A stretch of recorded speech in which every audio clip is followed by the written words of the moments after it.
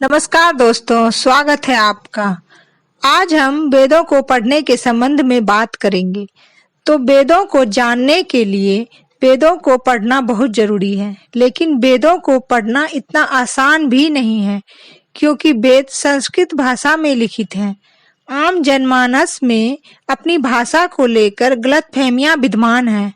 अगर हम इतिहास देखें तो यह जानकर हैरत में पड़ जाएंगे कि हमारी असल भाषा हिंदी नहीं है। इतिहास के अनुसार हिंदुओं की एकमात्र भाषा संस्कृत भाषा है। संस्कृत भाषा ही हिंदू सनातन धर्म की मूल भाषा है। जो भी उपनिषद में उल्लेख किया गया है सभी संस्कृत भाषा में है। वर्तमान समय में संस्कृत भाषा लुप्त होती जा रही है।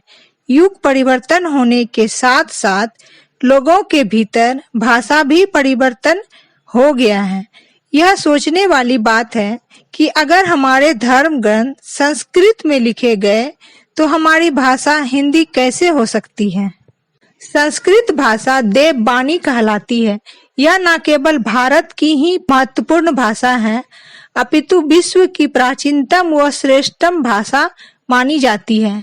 कुछ समय पहले कुछ पाश्चात्य विद्वानों द्वारा मिस्र देश के साहित्य को प्राचीनतम माना जाता था, परंतु अब सभी विद्वान एक मत से संस्कृत के प्रथम ग्रंथ वेद को सबसे प्राचीन मानते हैं। हिंदू धर्म से संबंधित लगभग सभी धार्मिक ग्रंथ संस्कृत में लिखे गए हैं। आज भी यज्ञ और पूजा में संस्कृत मंत्रों का ही उच्चारण किया जाता है। संस्कृत में मानव जीवन के लिए उपयोगी चारों पुरुषार्थों धर्म, अर्थ, काम, मोक्ष का विवेचन बड़े ही विस्तार से किया गया है। अतः संस्कृत केवल धर्म प्रधान ही है ऐसा नहीं है। भौतिकवाद, दर्शन से संबंधित विषयों पर भी प्राचीन ग्रंथ हैं, जिसमें कौटिल्य का अर्थशास्त्र एक विख्यात ग्रंथ है, जिनसे राजनीतिक शास्त्र विषयक सभी जानकारी मिलती है। वात्स्यायन द्वारा रचित काम शास्त्र में गृहस्थ जीवन के लिए क्या क्या करना चाहिए अच्छे ढंग से बताया गया है।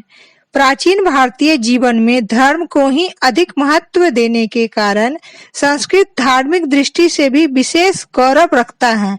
साथ ही भारतीय धर्म और दर्शन का सम्यक ज्ञान प्राप्त करने के लिए वेद का अध्ययन तथा ज्ञान बहुत जरूरी है। वेद वह मूल स्रोत है जहाँ से विभिन्न प्रकार की धार्मिक धाराएं निकलकर मानव हृदय को सदा संतुष्ट करती आई है। केवल भारतवासियों के लिए ही नहीं, बल्कि अन्य देशों तथा पूरे विश्व के लिए भी मार्गदर्शक के रूप में है। यह वेदों के प्रभाव का ही फल है कि पश्चिमी विद्वानों ने तुलनात्मक पुराण शास्त्र जैसे नवीन शास्त्र को ढूंढ निकाला। इस शास्त्र से पता चलता है कि प्राचीन काल में देवताओं के संबंध में लोगों के क्या क्या विचार थे और किन किन उपासनाओं के प्रकारों से वे उनकी कृपा प्राप्त करने में सफल होते थे। इसलिए यदि हम वेद पढ़ना चाहते हैं और वेदों को समझना चाहते हैं तो हमें सबसे पहले संस्कृत भाषा सीखनी होगी। यदि संस्कृत भाषा में वेद पढ़ेंगे तो हमें सभी ज्ञान ऑटोमेटिक मिलेंगे, क्योंकि संस्कृत भाषा में जिस प्रकार वर्णन किया गया है उसका अगर हम अनुवाद करके पढ़ेंगे तो उतनी जानकारी हमें प्राप्त नहीं होगी। इसलिए संस्कृत भाषा सीखना हमारे लिए आवश्यक है। ऐसे ही ज्ञानवर्धक जानकारी प्राप्त करने के लिए हमारे चैनल को सब्सक्राइब करें और बेल आइकन भी दबाएं, ताकि आने वाली हमारी हर वीडियो की नोटिफिकेशन सबसे पहले आप तक पहुंच सके। धन्यवाद।